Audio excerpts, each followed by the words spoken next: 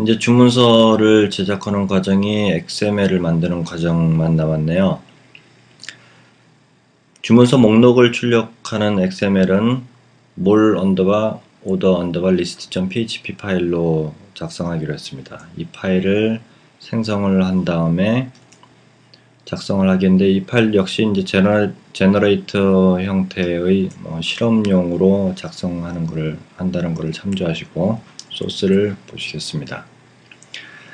세션 정보에서 주문 정보를 가져와야 되기 때문에 session.php를 인클루드 해서 사용했다는 부분이 중요한 부분이고요. 그리고 이 부분은 사용자가 주문했던 내용에서 입금 전일 경우는 주문 취소를 할 수 있게 한다 그랬죠. 그래서 주문 취소를 할 수 있도록 처리하는 부분인데, 일반 사용자는 주문에 대한 상태값을 주문 취소만 할 수 있는 거고, 관리자는 모든 상태값을 다 변경할 수 있게끔 그렇게 구성이 되어 있습니다. 그래서 먼저 회원 정보를 가져왔고요. 그리고 모드 값이 상태값을 변경할 땐 chstate를 사용한다고 그랬죠. 그리고 상태값을 변경하려면 반드시 주문 번호가 있어야 되고, 그리고 변경할 상태 값도 있어야 되겠죠. 그리고 회원 등급이 0등급 이상이어야 된다는 거죠. 그런 조건이 하나 있고, 또 안에 조건을 하나 더 걸었는데, 1등급 회원 등급이 1등급 이하이면은 일반 회원이다라고 판단을 해서, 일반 회원일 경우 주문 취소가 아닌 상태값을 시도를 하면 아무것도 실행 안 하겠다는 거죠. 그렇지 않을 때만 상태값을 변경을 하겠다. 어떻게? 전달된 상태값이 $state이죠. 이 값을 orderDB, sessionDB죠. orderDB에 있는 나의 주문 정보에 있는 해당 주문 번호에서 state 값을 찾아서 이 변수에다가 대입을 시킨다는 거죠. 그리고 이 부분은 목록을 출력할 때 페이징을 처리하는 부분인데, IPP라는 변수는 한 화면에 출력할 목록의 수라고 이해를 하시면 되겠습니다. 그리고 페이지 값이 잘못 넘어왔을 경우, 페이지 값이 없다거나 아니면은 음수로 넘어왔을 때는 페이지를 1페이지로 정의한다 라고 되어 있고, 그리고 총 레코드 수를 구했는데, 총 레코드 수는 내가 주문한 주문서의 총 레코드 수죠. 그래서 orderDB에서 나의 주문서에 대한 총수를 이렇게 구했습니다. 그리고 총 페이지 수는 총 레코드 수의 IPP 값, 한 화면에 출력한 할 단위 목록수라고 보면 되죠. 단위 목록수를 나눠주면 되는데, 나누기를 했을 때는 소수점이 떨어질 수 있기 때문에 세일이라는 함수를 이용해서 올림 처리를 해서 총 페이지 수를 정의를 했습니다. 그리고 스타트로는 화면에 출력할 시작 행번호라고 알고 계시면 되겠습니다. 시작 행번호는 현재 페이지에서 -1을 해서 거기다가 IPP 값을 곱해주면 되는데, 예를 들어서 현재 페이지가 1이면 -1을 하면 0이 되죠. 1페이지에 대한 첫 번째 시작 행번호는 0번이 됩니다. 그래서 0 곱하기 IPP 값 3이면은 3을 곱하면 역시 0이 되죠. 그래서 스타트로가 0이 되는 거고, 2페이지일 경우는, 이게 2페이지일 경우는 -1 했으니까 1이죠. 1 곱하기 3을 했으니까 3이죠. 그래서 시작 행번호가 3이 되는 거죠. 그래서 1페이지일 경우는 IPP가 3일 경우를 예를 들어서 설명을 드린 겁니다. 1페이지일 경우는 행번호가 0, 1, 2가 출력이 되고, 그 다음에 2페이지일 경우는 3, 4, 5가 출력이 되는 거죠. 그래서 AND로는 시작 번호에 IPP 값 3을 더한 거와 같다라고 해서 이렇게 정했습니다. 그래서 화면에 출력을 할 데이터는 시작 행번호에서 끝 행번호다 라고 이렇게 정의를 했습니다. 그리고 끝 행번호가 만약에 총 레코드 수보다 크면 안 되죠. 그럴 경우는 끝 행번호를 총 레코드 수다 라고 이렇게 재처리를 했습니다. 그 다음에 이 부분이 이제 화면에 반복을 하면서 출력을 하는 구문인데, 그냥 출력을 하면 보통 이제 최근 주문된 주문서가 맨 위에 올라오는 게 사용자 편의상 편의를 배려를 하는 목록이죠. 그래서 게시판도 마찬가지고, 그렇게 할 때는 이 i 값은 반복하는 일반적인 그 회전수라고 보시면 되고, 이 반복을 할 때 스타트로부터 엔드로까지 반복을 하고, 다시 $5라는 걸 둬서 출력하는 순서를 뒤바꿔 주는 겁니다. 총 개수에 -i를 하고 -1을 해주면은 그게 맨 마지막 레코드부터 위에서부터 이렇게 출력되게 역순으로 출력된다고 하죠. 역순으로 처리하는 부분이 바로 이 코드입니다. 그래서 반복을 할 때 밑에 보시면은 i로 반복을 i 값을 대입을 해서 데이터를 가져오는 게 아니고 $5 값을 대입을 해서 데이터를 가져오고 있습니다. 전체적인 태그는 데이터로 한 행에 대한 데이터를 묶어줬고요. 각각의 필드를 보면 총 레코드 수부터 나오죠. 토틀액이라고 총 레코드 수가 있고, 총 페이지 수, 그 다음에 현재 페이지 수, 그리고 주문서 번호, 그 다음에 이게 상품의 고유 번호죠. 그리고 이거는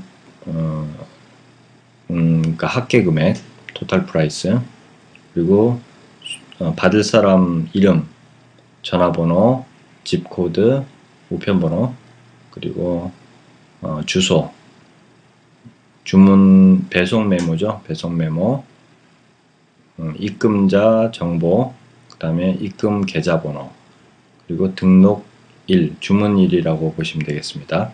그리고 아이디를 출력을 하고, 사용자에 대한 알리아스 네임, 사용자 이름을 이렇게 출력을 했고요. 그리고 상태값을 출력을 하고, 프로덕트는 보통 상품을 여러 개 주문하면은 뭐 예를 들어서 뭐 연필하고 뭐 지우개를 주문했다 그러면 연필 외 한 건 이렇게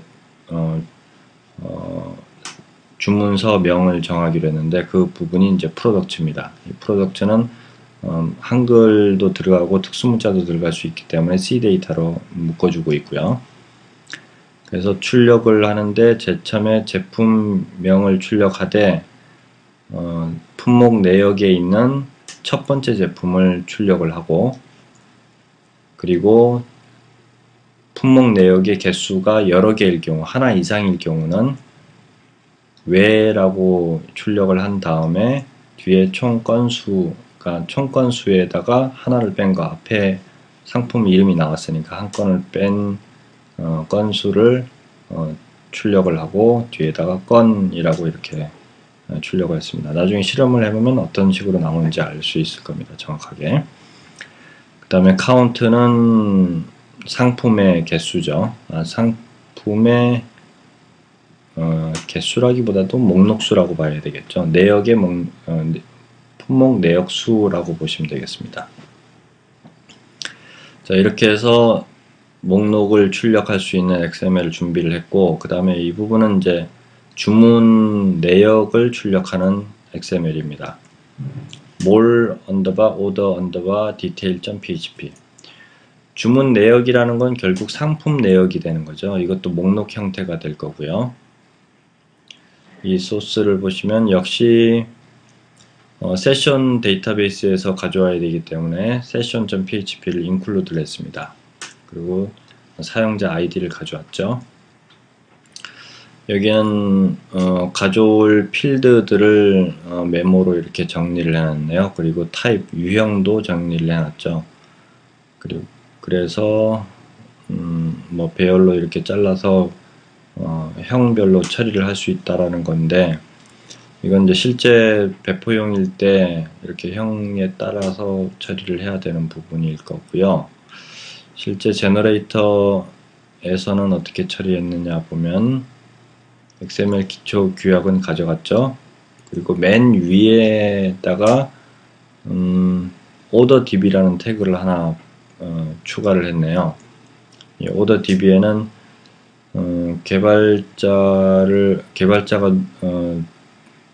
그 OrderDB에 있는 데이터를 모두 다 확인을 해보기 위해서 이렇게 출력한 것으로 보입니다. 실제 사용할 데이터는 이 데이터가 되겠죠. 카트에 있는 오더 데이터베이스에 있는 것 중에서 해당 지정한 주문 번호에 대한 상품 정보의 총 개수를 구해서 그 개수만큼 반복을 했습니다. 이 부분은 주문 번호겠죠. 주문 번호고, 이게 상품의 고유 번호가 될 거고, 그리고 제품명, 제품에 대한 분류명, 가격, 수량, 총 최대 주문 수량이고, 이 부분이 상품 이미지에 대한 경로였죠. 그렇게 해서 XML을 구성을 했습니다. 자, XML을 실험을 해보면 이제 어떻게 나오는지 정확하게 알 수 있겠네요. XML을 실험을 하기 위해서 아까 몰 언더바 오더 언더바 폼.php라는 이 실험용 폼을 하나 만들었었죠.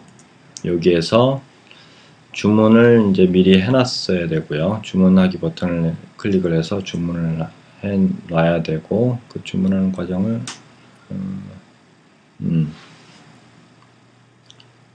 여기서 테스트하는 거는 몰 오더 리스트부터 테스트를 했죠.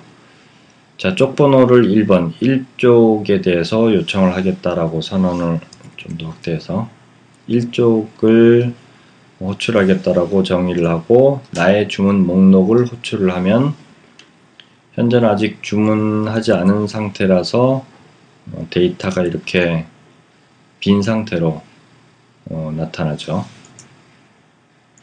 자, 그리고 이번에는 데이터를 갖고 실험을 하기 위해서 주문하기 버튼을 클릭해서 주문 처리를 했습니다. 그러면 이제 주문 하나가 한 건이 등록이 돼서 성공이 돼서 로아이디 값은 1로 이렇게 떨어지겠죠. 그러고 나서 같은 방법으로 4건의 주문서를 정도를 이제 등록을 해놨네요. 그렇게 한 다음에 나의 주문 목록 보기 버튼을 다시 눌렀다는 거죠. 나의 보기 목록 버튼을 눌렀다는 건 이제 이 버튼을 클릭을 했다는 거죠. 주문서를 한 4건 정도 등록한 다음에 나의 주문 목록을 클릭을 했다. 그렇게 했더니 이렇게 XML이 나오더라. 총 레코드 수는 4개고, 좀 확대할게요. 총 레코드 수 4개고, 페이지 수, 토탈 페이지 수는 4로 떨어지는데, 자, 이 부분이 앞에서 소스를 설명할 때 설명하는 부분을 생략을 했네요. IPP 값을 소스를 올릴 때, 웹서버에 올릴 때 실험을 용이하게 하기 위해서 1로 선언을 했기 때문에 이렇게 총 레코드 수가 4고 토탈 페이지가 4로 이렇게 떨어지는 겁니다. 자, 아까 봤던 소스 부분이 이 부분이었죠. IPP 값을 주석으로 이렇게 막아놨죠. 1이라고. 이제 실제 데이터를 출력할 때는 뭐 3 이상 정도 주는 게 좋은데 실험을 하기 위해서 1 값을 대입을 했습니다. 그래서 본서에서도 이렇게 설명이 나오죠. 이 값을 IPP 값을 1로 해서 실험을 하면은 한 페이지에 하나씩 목록이 출력된다. 이렇게 실험을 하면 이제 실험하기가 편리하다라고 이렇게 나오죠. 자, 그렇게 해서 다시 돌아와서 이 데이터를 확인해 보시면, 그래서 IPv 값을 1로 했을 때 현재 페이지 1페이지에 대해서 레코드는 하나뿐이 없죠. 그래서 데이터가 IPv 값이 1이기 때문에 이렇게 데이터가 하나만 나온 겁니다. 만약에 3으로 하면 이게 3개가 나오겠죠. 그래서 주문서에 대한 정보가 나오는 것을 확인할 수가 있습니다. 그리고 다음 실험 과정에서 이 부분은 이번에는 이제 IPv 값을 3으로 설정을 했네요. 이렇게 위에 거를 주석으로 맞고 밑에 거를 이제 3으로 설정을 한 다음에 실험을 한 겁니다. 사실상 위에 거 캡처된 거를 좀 수정할 필요가 있겠네요. 오해의 소지가 있으니까요. 자, 이렇게 해서 주문서 목록을 출력을 해보면 XML을 잘 보시면 토탈 레코드는 4고 페이지로 계산하면 2페이지가 나온다. 이렇게 계산되죠. 그래서 첫 페이지에는 3개의 레코드, 두 번째 페이지는 1개의 레코드가 나오겠죠. 그래서 데이터 이렇게 하나 셋이 있고 밑에 줄임 표시해서 이렇게 두 개가 더 있죠. 그래서 총 3개의 레코드가 출력되는 것을 알 수가 있습니다. 자, 주문 번호를 이제 주문 내역 버튼을 클릭해서 주문 내역을 확인하는 부분인데, 주문 번호가 아까 3번까지 있었죠. 그래서 주문 번호는 0123 이렇게 떨어진다는 걸 알 수 있습니다. 그리고 역순으로 배열돼서 맨 위에 3번이 나오죠. 1페이지 맨 위에요. 자, 그래서 화면에서 주문 번호를 실험 폼에서 주문 번호를 0번으로 한 다음에 주문 내역 보기 버튼을 클릭을 했습니다. 그렇게 했더니 0번째 주문서에 대한 상품 내역이 나온다 라고 설명을 하고 있죠. 그래서 XML을 봤더니 여기에는 이제 개발자가 오더 DB에 있는 내용들을 전부 다 보기 위해서 출력을 해본 거라고 그랬죠. 그래서 이 화면에 보시면 어레이로 되어 있고 카운트라는 필드는 1이고, 그리고 그 안에 또 어레이가 있고 num 필드라는 거는 1이고 loid는 뭐 몇이고 이렇게 값을 전체를 다 볼 수 있는 것을 알 수 있습니다. 자, 지정된 주문 번호는 0번이었으니까 여기에 0번이라고 이렇게 나타나죠. 그리고 데이터 셋으로 해서 한 개의 레코드가 출력되는 걸 알 수가 있습니다. 자, 이제 앱에서 실험하는 과정이 남았네요. 모든 소스가 다 준비가 됐고요. 여러가지 이 장에서는 준비할 게 꽤 많았었죠. 자, 가상기기에서 먼저 실행을 한 다음에 장바구니에다가 상품을 하나 담았습니다. 자, 장바구니에 상품을 담고 나서 현재 이 실험은 로그인 하지 않은 상태에서 실험을 한 겁니다. 그렇게 해서 장바구니에서 바로 구매하기 버튼을 클릭을 하면 오른쪽에 나오는 그림처럼 회원제가 아니니까 로그인 하라라는 이런 메시지가 나타나면서 로그인 화면으로 이동을 하죠. 그래서 로그인 화면에서 적당히 로그인 버튼을 클릭을 해서 암호 입력하고요. 로그인을 하시면 이렇게 바로 주문서, 원래 가려고 했던 주문서 화면으로 가는 것을 알 수가 있습니다. 만약에 다른 데서 그냥 로그인 화면에 접근해서 로그인을 했으면 회원 정보 화면으로 이동하기로 돼 있었죠. 여기서 이제 주문서에서 적당하게 데이터를 입력하는데 회원에 로그인 했으니까 로그인 한 사람의 기본 정보가 이렇게 나타나는 것을 알 수가 있고요. 여기까지 이렇게 나타났죠. 그리고 배송 메모에 값을 넣으면 이제 테스트 시나리오대로 실험을 해볼 수가 있죠. 다음 과정을 보시면 이번에는 상품 내역 보기를 했네요. 이 주문서 화면에서 스크롤을 맨 밑으로 내려가지고 상품 내역 보기를 하면 다시 장바구니로 가겠죠. 이렇게 버튼을 클릭했더니 장바구니로 다시 돌아와서 수량을 변경할 수 있겠더라 라는 것을 알 수가 있습니다.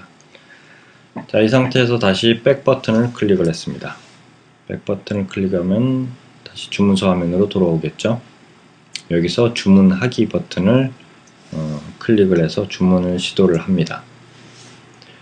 자, 이렇게 하면 이제 주문이 완료되었습니다 라고 처리가 되고, 그리고 로그캣에서 이때 확인을 해 보시면 몰 언더바 오더 언더바 프락.php, 즉 주문서를 등록하는 웹페이지를 요청을 했죠. 그래서 등록 처리를 해서 그 결과가 로 아이디 값이 1로 떨어졌으니까 등록에 성공했다는 거죠. 그래서 로그캣에서 한번 확인해 보시고,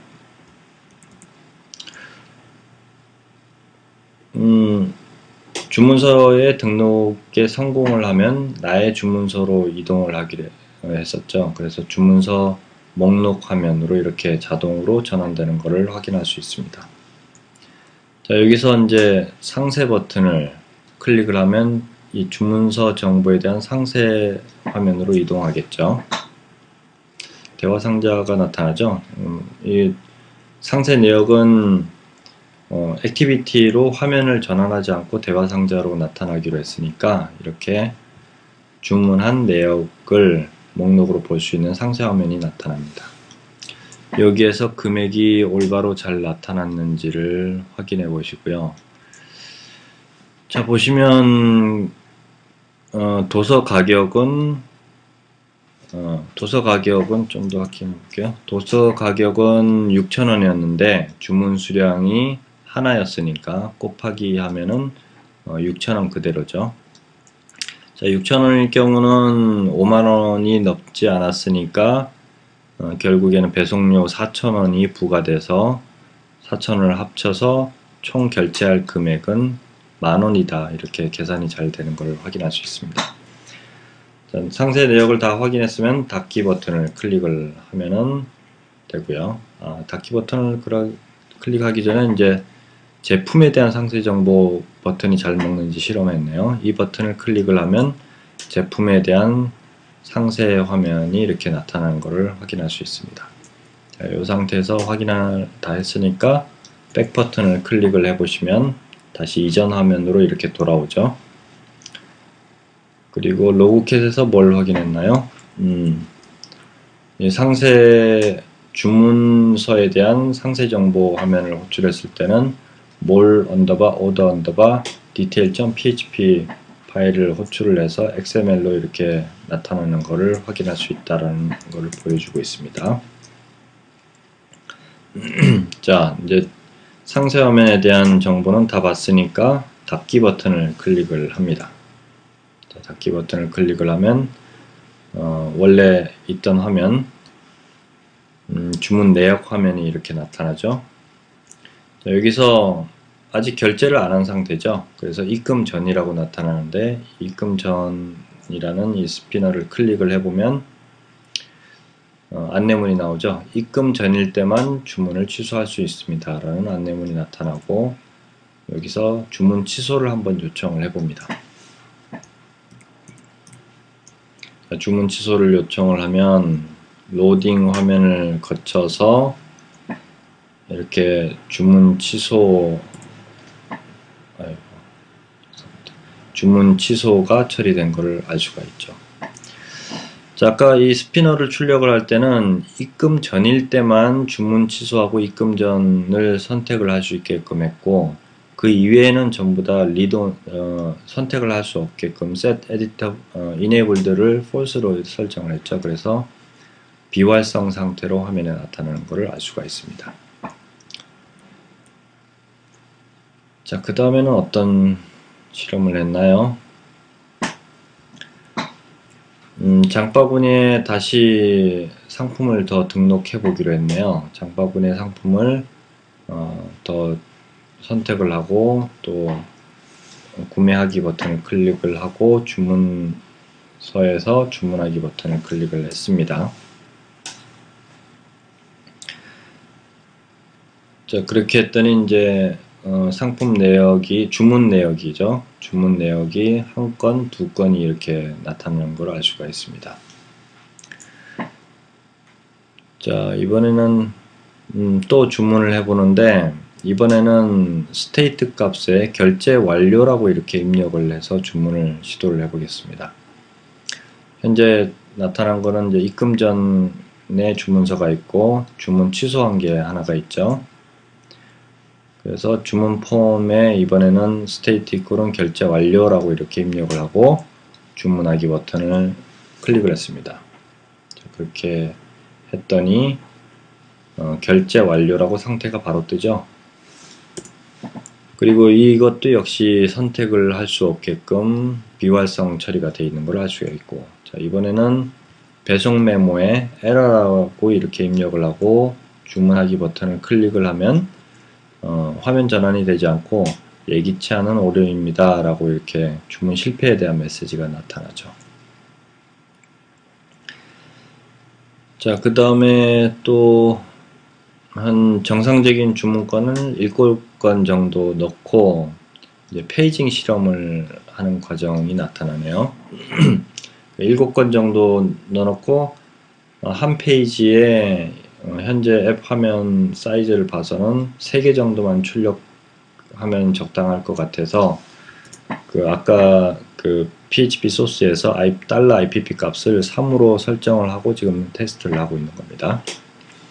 그렇게 하면 총 7건이 돼서 페이지 수로 계산을 한다면 3페이지가 되는 거고 그 중에 현재 1페이지가 출력된 겁니다. 그래서 스피너도 이 영역을 3분할 했을 때 하나, 그리고 둘, 셋, 3분할 했을 때 이 지점에 1페이지를 표현을 하고 있습니다.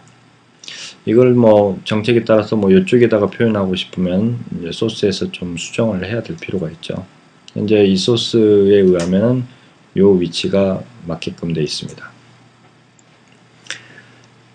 그리고 로그캣에서 확인을 해보면 목록 데이터를 가져오는데 토탈 레코드가 7이고 그리고 토탈 페이지는 3이다. 현재 페이지는 1이다. 뭐 이렇게 되어 있는 것을 확인할 수 있습니다. 자, 그리고 여기에서 어떤 버튼을 실험했나요? 다음 쪽 버튼을 먼저 실험을 했네요. 그래서 여기서 다음 쪽 버튼을 클릭을 하면 2페이지로 이동하겠죠. 그러면 쪽수가 이쪽이고 데이터는 4번부터 이렇게 역순으로 출력되는 걸 알 수 있죠. 아까 1페이지 같은 경우는 7번부터 이렇게 5번까지 출력이 됐고 2페이지는 이제 4번부터 2번까지 이렇게 출력이 되는 것을 알 수가 있습니다. 그리고 스피너, 시크바죠. 시크바도 역시 3분의 2 되는 지점에 이 위치 표시가 잘 되고 있다는 걸 알 수가 있고요. 자, 그리고 또 다음 쪽 버튼을 눌렀나요? 자, 그렇게 하면 이제 마지막 남은 3쪽이 이렇게 출력되는 걸 알 수가 있죠. 자, 이번엔 이제 거꾸로 이전 쪽 버튼을 클릭을 해서 실험을 해봅시다. 이전 쪽 버튼을 클릭을 하니까 아까 2페이지라고 이렇게 출력이 됐죠. 그리고 또 이전 쪽 버튼을 또 클릭을 하면 이제 다시 1페이지로 오는 걸 확인할 수 있습니다. 그래서 이전 쪽, 다음 쪽에 대한 페이징 처리가 잘 되는구나 라는 것을 확인할 수가 있습니다. 자, 그리고 추가적으로도 나중에 실험을 해보십시오. 여기에 이미 실험하는 화면을 보여주고 있나요? 예, 스피너가 아니죠. 시크바를 요 부분을 이제 드래그해서 드랍 해보면은 이 페이지, 요쪽 1페이지 영역에 드랍을 해보면은 이렇게 1페이지 쪽으로 이동을 하면서 1페이지로 이동하는 것을 확인할 수가 있습니다. 그래서 이전 쪽, 다음 쪽, 그리고 시크바까지 실험을 해보시면 되겠습니다. 자, 여기까지 해서 쇼핑몰 기본적인 로직을 다 완성을 시켰습니다. 더 필요한 부분이 있다면 이제 PC사와 연결을 해서 카드 결제라든지 이런 부분들이 필요한데 그거는 이제 기회가 된다면은 소스를 마련을 해서 공개를 한번 해드릴 수 있는 자리가 마련됐으면 좋겠네요. 그동안 수고하셨습니다.